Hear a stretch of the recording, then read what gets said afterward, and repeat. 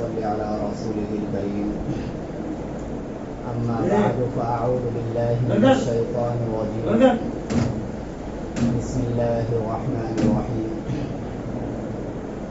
وما محمد إلا رسول قد خلت من قبله الرسل أفإن مات أو قتل انقلبتم على أعقابكم ومن ينقلب على عقبيه فلن يضر الله شيئا وسيجزي الله الشاكرين صدق الله العظيم. سامعین محترم اور معزز ساتھیوں، نبی صلی اللہ علیہ وسلم کی پیدائش سے متعلق بہت ساری باتیں پچھلے کئی ہفتوں میں نے بیان کیا اور بہت ہی تفصیل کے ساتھ بیان کیا، اور یہ بات بھی یقینی ہے کہ اسی مہینے میں نبی صلی اللہ علیہ وسلم کی وفات بھی ہوئی ہے. تو نبی کی ایک سیرت کو بیان کرنا اور دوسری سیرت کو چھوڑنا یہ اچھا نہیں ہوگا. اور وفات سے متعلق نبی صلی اللہ علیہ وسلم کی بہت سی نصیحتیں ہیں جس کو امت تک پہنچانا بہت ضروری ہے.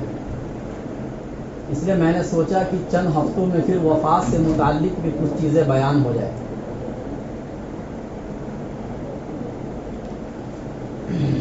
سب سے پہلے تو یہ سمجھیں کہ جس طرح پیدائش سے متعلق میں نے بتایا تھا کہ سال، مہینہ یا اسی طریقے سے دن اور تاریخ، تو وفات سے متعلق بھی یہ چند چیزوں کا سمجھنا ضروری ہے.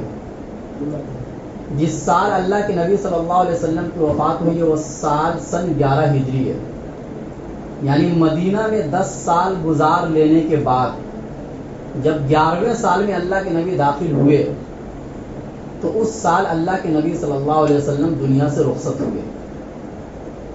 اور مہینے کی جہاں تک بات ہے تو ربیع الاول کا ہی مہینہ تھا، اور یہ ایک اجماعی مسئلہ ہے. اس میں امت کے درمیان کوئی اختلاف نہیں ہے کہ کسی اور مہینے میں اللہ کے نبی دنیا سے گئے. اور اسی طریقے صحیح بخاری کی حدیث سے یہ ثابت ہے کہ پیر کے دن اللہ کے نبی صلی اللہ علیہ وسلم دنیا سے رخصت ہوئے. اور رہا مسئلہ تاریخ کا، تو جس طریقے سے تاریخ پیدائش میں اختلاف ہے، تاریخ وفات میں بھی اختلاف ہے. لیکن امت کے درمیان عام طور سے 3 اقوال مشہور ہے، 3 باتیں مشہور ہیں. بعض حضرات فرماتے ہیں کہ 1 ربیع الاول کو دنیا سے رخصت ہوئے، بعض علماء فرماتے ہیں 2 ربیع الاول کو، اور بعض علماء فرماتے ہیں 12 ربیع الاول کو. لیکن تاریخ پیدائش کا اندازہ لگانا تو بہت مشکل کام تھا، اس لیے کہ اس کا اندازہ لگانے کے لیے 63 سال پیچھے جانا پڑتا ہے. اور تاریخ وفات کا اندازہ لگانا آسان کام ہے. وہ آسان اس طریقے سے ہے کہ اللہ کے نبی صلی اللہ علیہ وسلم جب سن 10 ہجری میں حج فرما رہے تھے تو اس سال یوم عرفہ جمعہ کا دن تھا، یعنی ذی الحجہ کی 9 تاریخ جس کو یوم عرفہ کہا جاتا ہے وہ جمعہ کے دن تھا. اب وہاں سے اگر آپ تاریخ کا اندازہ لگائیں گے تو اندازہ لگاتے لگاتے آپ ربیع الاول کے مہینے تک آئیے. ربیع الاول کے مہینے میں یہ بات یقینی ہے کہ اللہ کے نبی پیر کے دن دنیا سے رخصت ہوئے ہیں. اب یہ دیکھنا ہے کہ ربیع الاول کے مہینے میں کون کون سی تاریخ پیر کے دن آتی ہے. چنانچہ اگر ہم ذی الحجہ، محرم اور صفر تینوں مہینوں کو ہم 30 کا مان لیتے ہیں تو پیر کا دن 6 ربیع الاول اور 13 ربیع الاول کو آتا ہے پیر کا دن. اور اگر تینوں مہینوں کو ہم 29 کا ہی مان لیتے ہیں تو پیر کا دن ربیع الاول کے مہینے میں 2 ربیع الاول، 9 ربیع الاول اور 16 ربیع الاول کو آتا ہے. اور اگر 2 مہینہ 29 کا مانتے ہیں، 1 مہینہ 30 کا مانتے ہیں تو اس وقت ربیع الاول کے مہینے میں پیر کا دن 1 ربیع الاول اور 8 ربیع الاول اور 15 ربیع الاول کو آتا ہے. اور اگر 2 مہینہ 30 کا مانتے ہیں، ایک مہینہ 29 کا مانتے ہیں، تو اس صورت میں پیر کا دن 7 ربیع الاول اور 14 ربیع الاول کو آتا ہے۔ گویا آپ کے سامنے میں نے ایک نقشہ پیش کیا ہے، یہ 3 مہینے کا نقشہ کوئی بھی تیار کر سکتا ہے۔ اس میں 12 ربیع الاول پیر کا دن نہیں آتا ہے۔ مہینے کو چاہے 30 کا مان لو، 29 کا مان لو، 1 کو 29 کا مانو، 2 کو 30 کا مانو، 2 کو 29 کا مان لو، 1 کو 30 کا مان لو، کسی بھی اعتبار سے مان لو، 12 ربیع الاول کو پیر کا دن نہیں آتا ہے۔ پتہ یہ چلا کہ جو عوام میں جو 12 ربیع الاول یوم وفات مشہور ہے، یہ تاریخ اور حساب کے اعتبار سے بہرحال صحیح نہیں ہے۔ صحیح یہ ہے کہ یا تو 1 ربیع الاول کو اللہ کے نبی دنیا سے گئے، یا 2 ربیع الاول کو اللہ کے نبی صلی اللہ علیہ وسلم دنیا سے گئے۔ یہ 2 باتیں صحیح ہیں۔ ایسا ہو سکتا ہے کہ ہمارے ملک یا دوسرے ملکوں میں 1 ربیع الاول رہا ہو اور سعودی عرب، مکہ اور مدینہ کی تاریخ میں 2 ربیع الاول رہا ہو، کیونکہ ہجری تاریخ ساری دنیا میں ایک جیسی نہیں ہوتی ہے، بنسبت انگریزی تاریخ کے کہ انگریزی تاریخ ساری دنیا میں ایک جیسی ہوتی ہے، لیکن یہ جو چاند کی تاریخ ہے یہ ایک جیسی نہیں ہوتی ہے۔ چاند کے ماہرین اس چیز کو سمجھ سکتے ہیں۔ تو گویا کہ 1 ربیع الاول یا 2 ربیع الاول پیر کے دن ربیع الاول کے مہینے میں چاش کے وقت اللہ کے نبی صلی اللہ علیہ وسلم اس دار فانی سے رخصت ہو جاتے ہیں۔ اس کے بعد اللہ کے نبی صلی اللہ علیہ وسلم کی مرض کی ابتدا اور کتنے دنوں تک اللہ کے نبی صلی اللہ علیہ وسلم بیماری کی حالت میں رہے، زیادہ تر روایات سے یہ ثابت ہے کہ 13 دن تک اللہ کے نبی صلی اللہ علیہ وسلم مرض کی حالت میں رہے۔ 13 دن کا مطلب یہ ہوتا ہے کہ یا تو 18 صفر المظفر یا 19 صفر المظفر، یہ تاریخ بنتی ہے۔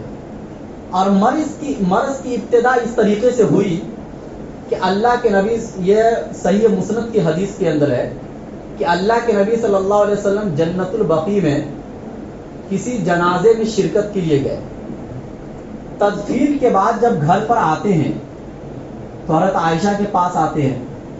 حضرت عائشہ کے سر میں درد ہو رہا تھا، تو وہ اپنا سر پکڑ کر بولتی ہے وا راسا۔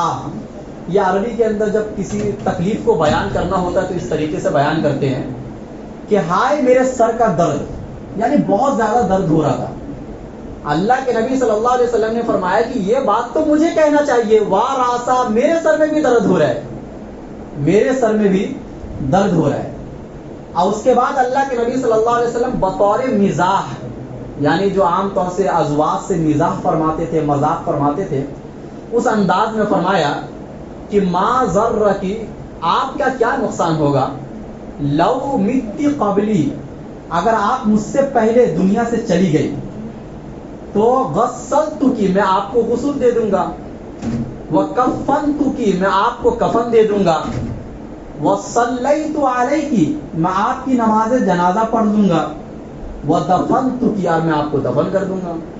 تو آپ اگر دنیا سے میرے سے پہلے چلے گئے تو میں تو کر دوں گا سارا کام آپ کا۔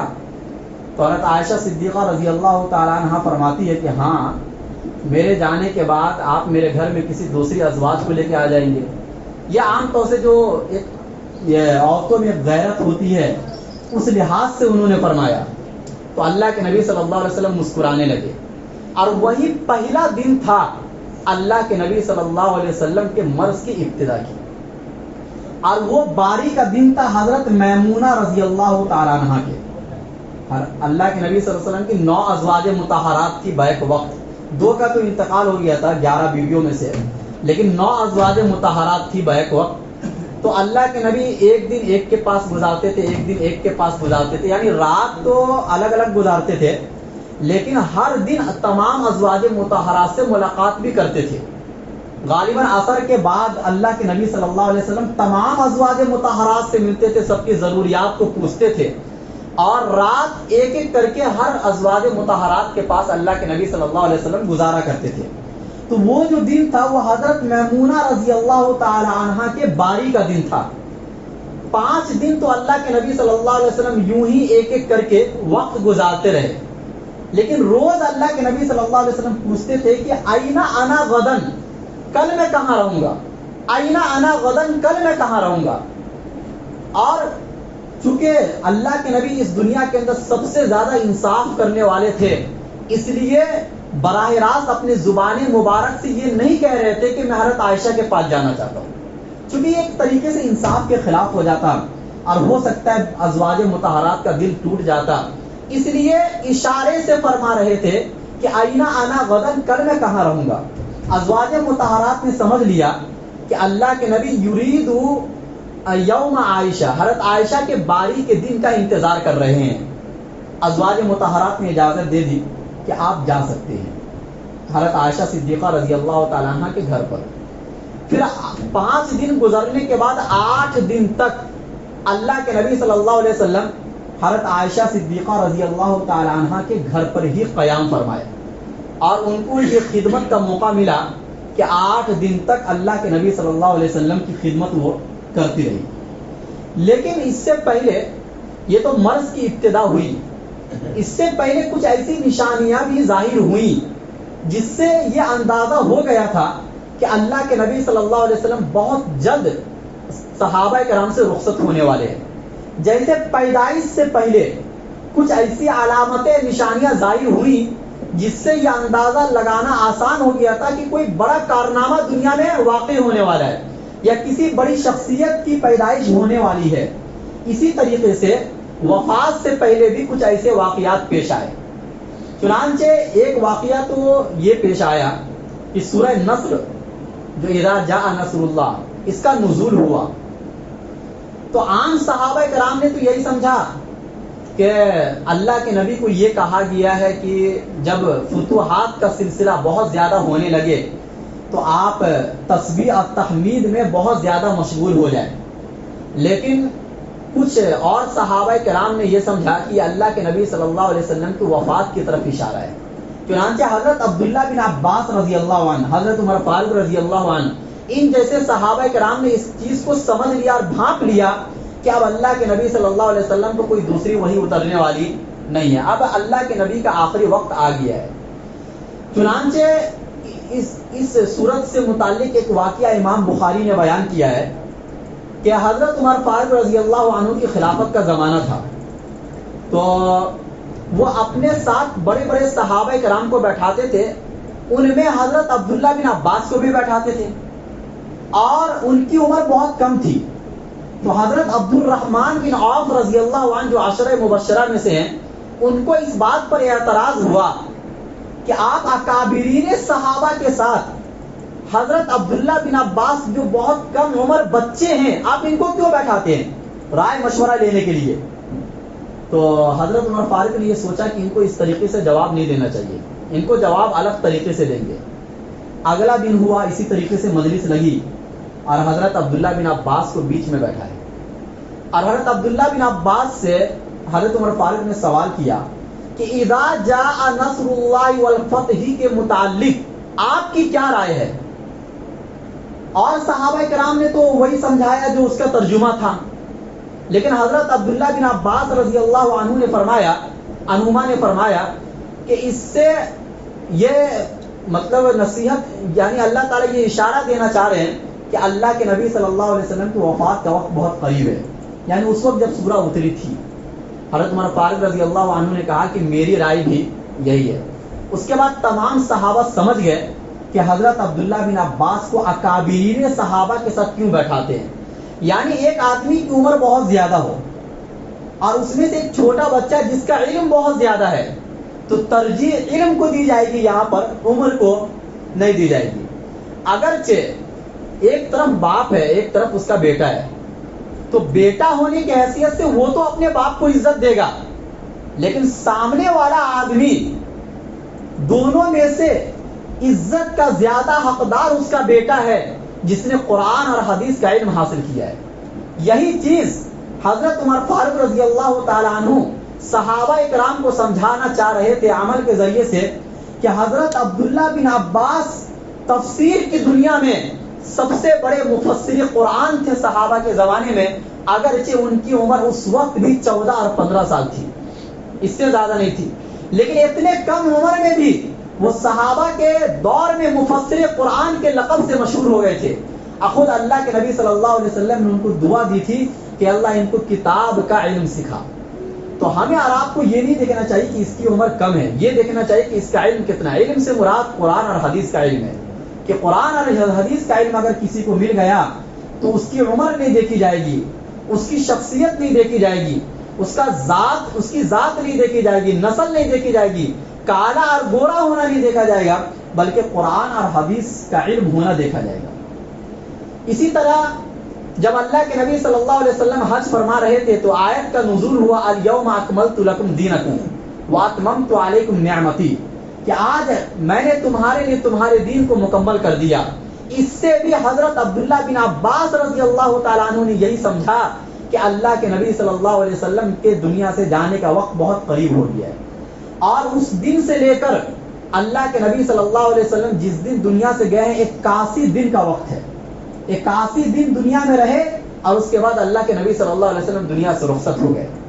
اسی طریقے سے ایک مرتبہ اللہ کے نبی صلی اللہ علیہ وسلم ممبر پر کھڑے ہوئے اور صحابہ کرام کو سمجھا رہے تھے کہ ایک بندہ ہے جس کو اللہ نے اختیار دیا ہے دو باتوں میں سے ایک بات کا، چاہے تو دنیا کی رونق کو قبول کر لے، دنیا میں رہ لے، اور چاہے تو اللہ نے اس کے پاس جو جمع کر کے رکھا اس کو قبول کر لے. اس بندے نے اس چیز کو اختیار کیا کہ جو اللہ کے پاس ہے. ایک مبہم بات اللہ کے نبی نے کہی، اپنی ذات کی طرف اشارہ نہیں کیا، کیونکہ صحابہ کی محبت کو اللہ کے نبی سمجھتے تھے. اگر ڈائریکٹ یہ کہہ دیتے کہ میں نے یہ اختیار کیا ہے جو اللہ کے پاس ہے، تو صحابہ کا غم کس طرح ہوتا وہ ہم آپ اندازہ نہیں لگا سکتے تھے. لیکن حضرت ابو بکر صدیق رضی اللہ عنہ مجمع میں بیٹھے ہوئے تھے، رونے لگ گئے. تو دیگر صحابہ کرام کو بہت تعجب ہوا کہ اللہ کے نبی تو ایک مبہم بات کر رہے ہیں، ایک شخص کے بارے میں بتا رہے ہیں کہ ان کو دو چیزوں کا اختیار دیا گیا، چاہے تو دنیا اختیار کر لے اور چاہے تو آخرت اختیار کر لے. یعنی اللہ کے نبی کو یہ اختیار دیا گیا تھا، چاہے تو آپ دنیا میں اور رہ سکتے ہیں اور چاہے تو آپ اللہ کے پاس آنا چاہے تو اللہ کے پاس آ سکتے ہیں. یہ نبی صلی اللہ علیہ وسلم کو یہ اختیار دیا گیا تھا. اللہ کے نبی نے آخرت کو ترجیح دی کہ میں آخرت جانا چاہتا ہوں. تو حضرت ابو بکر صدیق رونے لگے. صحابہ کرام کو تعجب ہوا. بعد میں پتہ چلا صحابہ کرام کو کہ جن کو اختیار دیا گیا تھا وہ اصل میں تو اللہ کے نبی صلی اللہ علیہ وسلم تھے. اس چیز کو سب سے پہلے حضرت ابو بکر صدیق رضی اللہ عنہ نے سمجھ لیا اور اسی منبر پر اسی وقت کھڑے ہو کر آگے فرمایا کہ ان من امن الناس علی فی صحبتہ و مالہ، کہ مال کے سلسلے میں اور صحبت کے سلسلے میں سب سے زیادہ احسان میرے اوپر حضرت ابو بکر صدیق رضی اللہ تعالیٰ عنہ کا ہے.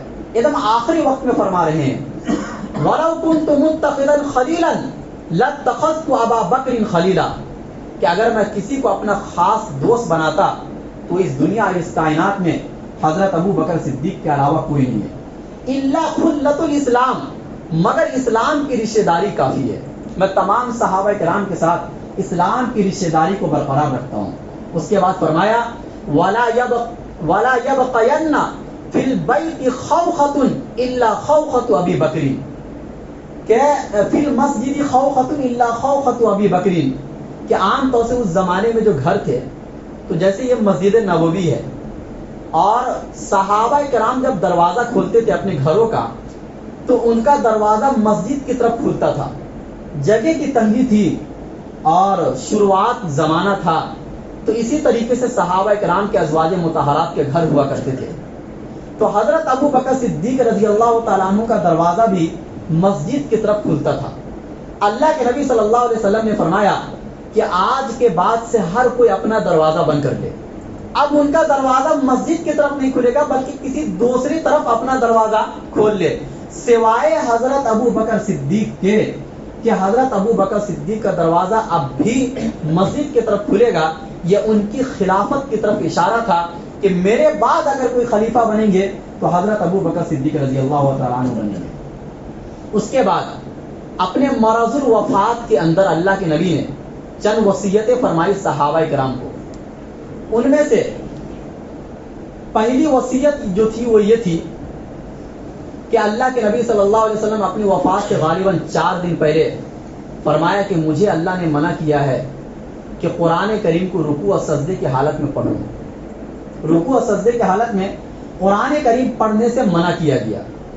اسی طریقے سے اللہ کے نبی صلی اللہ علیہ وسلم نے فرمایا کہ لعن اللہ الیہود والنصارى اتخذوا قبور انبیائہم مساجدا، کہ اللہ تعالیٰ لعنت فرمائے یہود و نصارہ پر کہ جنہوں نے اپنے نبیوں کی قبروں کو سجدہ کرنے کی جگہ بنا دی. نبی کی قبروں کو، اولیاء کرام کی قبروں کو یا کسی بھی بڑے بزرگ کی قبروں کو سجدے کی جگہ بنا لینے سے اللہ کے نبی صلی اللہ علیہ وسلم اپنے آخری وقت میں فرمایا کہ ایسے لوگوں پر اللہ کی لعنت ہو. لعن اللہ، چونکہ یہ کام یہود و نصارہ کا تھا تو ان پر لعنت فرمائی، لیکن یہ کام جو بھی کرے گا اللہ کی لعنت ان پر بھی ہوگی. اسی طریقے سے اللہ کے نبی صلی اللہ علیہ وسلم اپنی وفات سے 3 دن پہلے منبر پر کھڑے ہوتے ہیں اور فرماتے ہیں یا ایھا الناس، اے لوگو، ان الناس یکثرون، لوگ تو زیادہ ہو جائیں گے مدینے میں. کوئی یمن سے آ کے بس جائے گا، کوئی ملک شام سے آ کر مدینے میں آ کر بس جائے گا، دور دراز سے لوگ آئیں گے مدینے میں، مدینے میں بس جائیں گے، مدینے کی آبادی بڑھ جائے گی. لیکن یاد رکھو وتقل الانصار، جو مدینے کے اصل باشندے ہیں انصار، وہ کم ہو جائیں گے جنہوں نے میری مدد کی ہے ایسے وقت میں جب کہ دنیا نے مجھے دھتکار دیا تھا. کیونکہ انصار کی جو قربانی تھی، اگر وہ قربانی نہ ہوتی تو اسلام اتنی تیزی سے نہیں پھیلتا. مکہ کی 13 سالہ زندگی اللہ کے نبی صلی اللہ علیہ وسلم کی بہت تکلیف کی زندگی تھی، اور اس وقت غالباً 40 50 یا 80 90 لوگ سے زیادہ اتنی بڑی محنت کے باوجود بھی قبول نہیں کیے تھے اسلام. لیکن مدینہ آنے کے بعد اسلام بہت تیزی سے پھیلا، اور یہ صرف انصار کی قربانی کا نتیجہ تھا کہ جنہوں نے اپنے گھروں میں مکہ کے لوگوں کو ٹھکانہ دیا، حتیٰ کہ اپنی زمین میں ان لوگوں کو وراثت دی. اور یہی تک نہیں بلکہ اگر کسی کی 2 یا 3 بیویاں تھیں تو انہوں نے اپنی ایک بیوی کو طلاق دی، اور جو مہاجرین صحابہ تھے ان سے فرمایا کہ آپ ان سے نکاح کر لو. اتنی بڑی قربانی کون دے سکتا ہے؟ فرمایا اللہ کے نبی صلی اللہ علیہ وسلم وَتَقِلُّ الْأَنصَارِ، انصار آہستہ آہستہ کم ہو جائیں گے، حتیٰ یکونوا کالملح فی الطعام، حتیٰ کہ نمک میں کھانے کے برابر ہو جائیں گے. وہ یعنی کھانے میں نمک کے برابر ہو جائیں گے. کھانے میں نمک آپ کتنا ڈالتے ہیں؟ بہت کم مقدار میں ڈالتے ہیں. انصار صحابہ بس اتنے کم بچ جائیں گے. اس کے بعد فرمایا دیکھو تم میں سے کسی کو امیر بنایا جائے گا، چونکہ اللہ کے نبی پہلے فرما چکے تھے کہ الائمۃ من قریش، خلافت کی ذمہ داری ان لوگوں کو دی جائے گی جو قبیلہ قریش سے تعلق رکھتے ہیں، جو میرا خاندان ہے. لیکن تم میں سے جب کسی کو اس بات کا اختیار مل جائے کہ وہ کسی کو بھی نفع پہنچا سکتے ہیں، کسی کو بھی نقصان پہنچا سکتے ہیں، تو ایک بات کا خیال رکھنا فَلْيَقْبَلْ مِنْ مُحْسِنِهِمْ، انصار کے لوگ جو اچھا کام کریں گے اس کو قبول کر لینا. وَيَتَجَاوَزْ عَنْ مُسِيئِهِمْ، اور اگر ان سے کوئی غلطی ہو جائے گی تو اس کو درگزر کر دینا. انصار کی غلطی کی پکڑ نہ کرنا. یہ اللہ کے نبی مرض وفات میں یہ چند نصیحتیں جیسے جیسے موقع ملتا تھا ویسے ویسے صحابہ کرام کو سمجھاتے تھے. اس کے بعد پھر اللہ کے نبی صلی اللہ علیہ وسلم اپنی وفات سے 5 دن پہلے ممبر پر کھڑے ہوتے ہیں. کسی نماز میں اس طریقے سے آتے تھے، ممبر پر کھڑے ہو کر صحابہ کرام کو نصیحت کرتے تھے. فرمایا کہ تم میں سے لا یموتن احدکم الا وهو یحسن الظن باللہ تعالی، تم میں سے کسی کی موت نہ آئے مگر اس حال میں کہ وہ اللہ تعالیٰ کے ساتھ حسن ظن رکھے. مصیبتوں کے آنے پر ہم اور آپ بہت جلدی گھبرا جاتے ہیں، اللہ سے بدظن ہو جاتے ہیں حالات کے آنے پر، لیکن کچھ ہی دنوں کے بعد حالات پھر صحیح ہو جاتے ہیں. مصیبتیں تھوڑی ہوتی ہیں اور اچھے حالات انسان کی زندگی میں زیادہ ہوتے ہیں، لیکن ہم اور آپ غور نہیں کرتے. اس لیے ہمیں ایسا لگتا ہے کہ مصیبت کے حالات ہمارے اوپر زیادہ ہیں اور اچھے حالات ہمارے اوپر کم ہیں. اللہ کے نبی صلی اللہ علیہ وسلم نے فرمایا کہ اپنی زندگی اس حال میں گزارنا کہ کبھی بھی تم اللہ سے بدظن نہ ہونا. اللہ سے بدظن ہونا یہ اچھی چیز نہیں ہے. پھر فرمایا اخرج المشرکین من جزیرۃ العرب، جزیرہ عرب یعنی اس زمانے میں جزیرہ عرب تھا، آج تو اس کو سعودی عرب کہا جاتا ہے، لیکن اس زمانے کا جزیرہ عرب اتنا چھوٹا نہیں تھا جتنا چھوٹا آج ہے. اللہ کے نبی نے فرمایا کہ جزیرہ عرب سے بت پرستوں کو نکال دو، یہود و نصارہ کو نکال دو، چونکہ اب یہ اسلام اور مسلمانوں کا ٹھکانہ بن گیا۔ اسی طریقے سے اور بھی بہت سی وصیتیں نصیحتیں فرمائی، اور اللہ کے نبی جاتے جاتے اللہ کے نبی کا جو آخری کلام تھا اور آخری نصیحت اس دنیا کے اندر اللہ کے نبی صلی اللہ علیہ وسلم نے جو امت کو فرمایا وہ یہ فرمایا، الصلاۃ الصلاۃ وما ملکت ایمانکم۔ ابو داؤد شریف کی حدیث ہے کہ نماز اور نماز کی پابندی کرنا، اور جو تمہارے ماتحت ہے، چاہے تمہاری بیویاں ہوں، چاہے تمہارے ذمے تمہارے ماں باپ کے نفقے اور خرچ کی ذمہ داری ہو، چاہے تمہارے اولاد اور بچوں کی ذمہ داری ہو، ان لوگوں کے بارے میں اچھائی کا خیال رکھنا، اچھے طریقے سے ان لوگوں کی تربیت کرنا، کیونکہ قیامت کے دن تم سے ان لوگوں کے بارے میں سوال کیا جائے گا۔ اس کے بعد 5 دن کے بعد مرض کی شدت اور بڑھ جاتی ہے، اتنی شدت کہ حضرت عائشہ صدیقہ رضی اللہ تعالیٰ عنہ فرماتی ہے، صحیح بخاری کی حدیث ہے کہ ما رأیت احدا اشد علیہ الوجع من رسول اللہ صلی اللہ علیہ وسلم، کہ رسول اللہ صلی اللہ علیہ وسلم سے زیادہ میں نے کسی کے اوپر مرض کی اتنی شدت آج تک نہیں دیکھی تھی جتنی رسول اللہ صلی اللہ علیہ وسلم پر تھی۔ حتیٰ کہ حضرت عائشہ فرماتی ہے کہ فلا اکرہ شدت الموت ابدا لاحد بعد النبی صلی اللہ علیہ وسلم، کہ نبی صلی اللہ علیہ وسلم کی وفات کے بعد میں نے کسی کے لیے مرض کی شدت کو ناپسند نہیں سمجھا۔ یعنی حضرت عائشہ کا گمان ایسا تھا کہ مرض وفات میں اگر کسی کو شدت ہوتی ہے وفات کی تو اس آدمی کو ہوتی ہے جو گنہگار ہوتا ہے، لیکن جب اللہ کے نبی کو اتنی سختی کے حالت میں حضرت عائشہ نے دیکھا تو انہوں نے اپنے گمان کو بدل دیا اور یہ کہا کہ ایسا نہیں ہے، بلکہ نیک لوگوں کو بھی مرض کی شدت ہو سکتی ہے، نیک لوگوں کو مرض کی شدت ان کے گناہوں کی معافی اور تلافی کے لیے ہوتی ہے، اور اللہ کے نبی صلی اللہ علیہ وسلم پر مرض کی شدت اللہ کے نبی صلی اللہ علیہ وسلم کے مقام و مرتبے کو بڑھانے کے لیے تھا۔ بہرحال وفات کا بہت لمبا واقعہ ہے، اور بھی بہت ساری چیزیں انشاءاللہ آئندہ بیان کی جائے گی اس چیز کو، لیکن اس سے پہلے ایک اعلان کرنا ہے کہ ہم اور آپ جانتے ہیں کہ مدارس یہ اسلام کے قلعے ہیں، اگر یہ مدارس بند ہو جائے تو صحیح معنوں میں اسلام کی حفاظت اور مسلمانوں کی حفاظت نہیں ہو پائے گی۔ آپ کو جو علماء جو یہ دین سمجھانے والے ملتے ہیں انہی مدارس سے ملتے ہیں، اور سب سے زیادہ آج کل ٹارگٹ مدارس کو کیا جاتا ہے، چونکہ ان دشمنوں کو معلوم ہے کہ مدارس اگر بند ہو جائے تو ہمارا کام کیا ہو جائے گا؟ آسان ہو جائے گا۔ لہذا یہ تو تفصیل آپ جانتے ہیں، زیادہ تفصیل بتانے کی ضرورت نہیں ہے کہ مدارس کی کتنی اہمیت ہے۔ اسی مدرسے کے سلسلے میں، چندے کے سلسلے میں، آپ کے مسجد کے امام صاحب انیس جناب جی، ان کے بھائی آئے ہیں، اور بہار میں ایک مدرسہ ہے پٹنہ میں، اس میں حفظ کی پڑھائی ہوتی ہے اور اسی طریقے سے ناظرے کی پڑھائی ہوتی ہے، اور آج کے زمانے کے حساب سے انگریزی کی بھی پڑھائی ہوتی ہے کہ تاکہ بچہ کسی بھی لائن میں پیچھے نہ رہے۔ تو آپ حضرات دل کھول کر خرچ کیجئے، اور اگر آپ لوگوں نے اگر پیسہ نہیں لائے ہیں تو آپ نام لکھا سکتے ہیں، تھوڑے وقت تک رکیں گے اور آپ جمعہ کی نماز کے بعد بھی لا کر دے سکتے ہیں، کیونکہ بہت سے لوگ آتے ہیں جمعہ کی نماز کے لیے تو اس حساب سے بھی لاتے ہیں کہ بھائی جمعہ کا چندہ جو مسجد کا ہوتا ہے وہ دے دیں گے، اور زائد پیسہ نہیں لاتے ہیں۔ تو اگر نہ لائے ہوں تو آپ بعد میں بھی لا کر دے سکتے ہیں۔ اللہ تعالی ہم سب کو کہنے سننے سے زیادہ عمل کرنے کی توفیق نصیب فرمائے۔